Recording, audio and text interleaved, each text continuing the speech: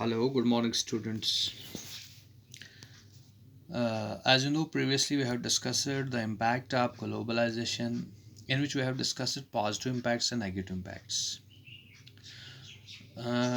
Positive impacts में मैंने आपको बताया कि ग्लोबलाइजेशन से जो कस्टमर्स को बहुत फ़ायदा हुआ है in the form of variety of choices, low cost products, low cost price जो है हुआ, ठीक है, या जिसको हम कहते हैं पॉजिटिव इम्पैक्ट में ये हुआ कि मार्केट वाइडनिंग हो गई, कंपनीज़ को बहुत सारा मार्केट मिल गया after entering into different countries, different markets, ठीक है। उसके बाद दूसरा टॉपिक पार्ट 2 में हमने डिस्कस किया था नेगेटिव इम्पैक्ट्स ऑफ ग्लोबलाइजेशन।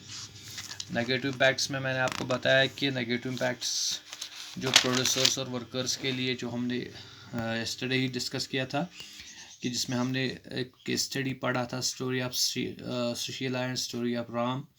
जो सुशीला थी वो वर्कर थी एक गवर्नमेंट, मतलब जिसको गवर्नमेंट मैन्युफैक्चरिंग इंडस्ट्री थी, और जो राम था, राम स्मॉल प्रोड्यूसर था, मैन्युफैक्चरिंग ऑफ जो कैपेसिटर्स करता था। तो उन दोनों के केस स्टडीज़ को जब हमने कंक्लूड किया, उसमें से हमें ये निकला कि नेगेटिव इम्पैक्ट्स क्या पड़े एक वर्कर पे, वर्कर्स पे, और जो स्मॉल प्रोड्यूसर्स थे, ठीक है।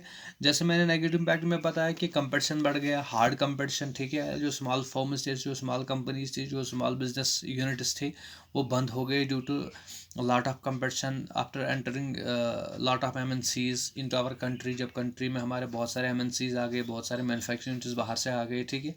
तो जो स्मॉल प्रोड्यूसर्स थे उनका ज़िंदा रहना मतलब मुश्किल हो गया, ठीक है। दूसरा ये हमने डिस्कस किया कि वर्कर्स को भी बहुत प्रॉब्लम्स फेस करनी पड़ी आफ्टर ग्लोबलाइजेशन के। जो वर्कर्स को बेनिफिट्स मिलते थे ग्लोबलाइजेशन की वजह से या मल्टीनेशनल कंपनीज की एंट्री की वजह से, उनको वो बेनिफिट्स फिर नहीं मिले, ठीक है। यानी कि वर्कर्स को बहुत ज़्यादा काम करना पड़ा, और एक मतलब वेरी लो वेजेस पे, ठीक है। तो ये हमने नेगेटिव इम्पैक्ट से डिस्कस किए थे, ठीक है। तो आज का जो टॉपिक है, लास्ट टॉपिक आपके चैप्टर का है, special economic Jones. Special economic Jones में आपसे पूछा जाएगा 1 मार्क्स या 2 मार्क्स का question directly, what do you mean by special economic Jones, या डिफाइन स्पेशल इकोनॉमिक जोन्स। तो ये बहुत बड़ा टॉपिक नहीं है, छोटा सा टॉपिक है। तो इसके बारे में आज हम पढ़ेंगे, what do you mean by special economic Jones. देखो, स्पेशल इकोनॉमिक जोन्स की अगर हम बात करेंगे, special economic zone that means ये एक ऐसा एरिया होता है जिसको हम कहते हैं कि ये हमारी कंट्री को डेवलप करने में मदद करेगा, ठीक है। एक ऐसा जोन, एक ऐसा एरिया, जैसे यहाँ पे मैंने डेफिनेशन लिखी हुई है, special economic zones are specially created industrial zones having world class facilities such as roads, better roads, electricity, water transport, storage, hospitals and schools extra. तो अगर हम बात करेंगे स्पेशल इकोनॉमिक जोन्स की, तो स्पेशल इकोनॉमिक जोन्स एक ऐसा industrial area होता है which is created by government. ये गवर्नमेंट, मान लो एक कंट्री में या किसी पर्टिकुलर स्टेट में कोई एरिया सेलेक्ट करता है जिसको हम स्पेशल इकोनॉमिक जोन बनाना चाहते हैं, ठीक है। वो स्पेशल इकोनॉमिक जोन कैसे बनता है, तो जब गवर्नमेंट क्रिएट करेगा एक इंडस्ट्रियल जोन जहाँ पे इंडस्ट्रियाँ स्टार्ट होगी, जहाँ पे इंडस्ट्रियल एरिया बनेगा, फिर वहाँ पे क्या होगा, वो कैसे बन सकता है, जब गवर्नमेंट वहाँ पे वर्ल्ड क्लास फैसिलिटीज़ देगा। जैसे वहाँ पे बेटर रोड्स होते हैं, वहाँ पे इलेक्ट्रिसिटी होती है, वहाँ पे वाटर फैसिलिटी होती है, ट्रांसपोर्ट फैसिलिटी होती है, स्टोरेज फैसिलिटी होती है, हॉस्पिटल्स एंड स्कूल्स वहाँ पे लगाए जाते हैं।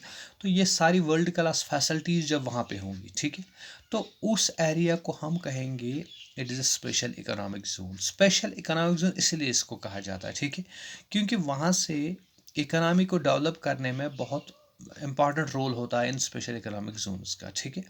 These zones are created to attract foreign investments. अब ये जोन्स क्यों बनाए जाते हैं, ठीक है। देखो, ये स्पेशल इकोनॉमिक जोन्स इसलिए बनाए जाते हैं ताकि जो फॉरेन इन्वेस्टमेंट, जैसे ग्लोबलाइजेशन की हमने पहले बात की, जैसे हमने MNCs की बात की, ठीक है। तो MNCs कैसे आएंगे यहाँ पे, देखो सिंपल सी बात है। अगर हम मान लो, अगर हमने एक इंडस्ट्रियल यूनिट स्टार्ट करना है, ठीक है, तो हम किसी पर्टिकुलर एरिया में जाके स्टार्ट कर सकते हैं। देखो हमारे पास अर्बन एरिया भी है, हमारे पास रूरल एरिया है, ठीक है। तो हम एक इंडस्ट्रियल यूनिट स्टार्ट कर सकते हैं ऑन द बेसिस जब वहाँ पे रोड कनेक्टिविटी हो, जब वहाँ पे मार्केट एसेसिबिलिटी हो, ठीक है, जब वहाँ पे इलेक्ट्रिसिटी हो, जब वहाँ पे वाटर हो, वाटर फैसिलिटीज़ हो। ये सारी फैसिलिटीज़ जब होंगी तब जाके हम कहीं पे क्या करते हैं, इंडस्ट्रियल यूनिट स्टार्ट करते हैं। हम कहीं जंगल पे या कहीं दूर दराज इलाके में जहाँ पे रोड कनेक्टिविटी नहीं होती है, जहाँ पे ट्रांसपोर्ट फैसिलिटी नहीं होती है, वहाँ पे हम कोई इंडस्ट्रियल यूनिट या कोई बिजनेस यूनिट स्टार्ट नहीं कर सकते हैं, ठीक है। तो same is the case with special economic Jones. तो स्पेशल इकोनॉमिक जोन्स क्या करते हैं, ये अट्रैक्ट करते हैं फॉरेन इन्वेस्टमेंट को, ठीक है।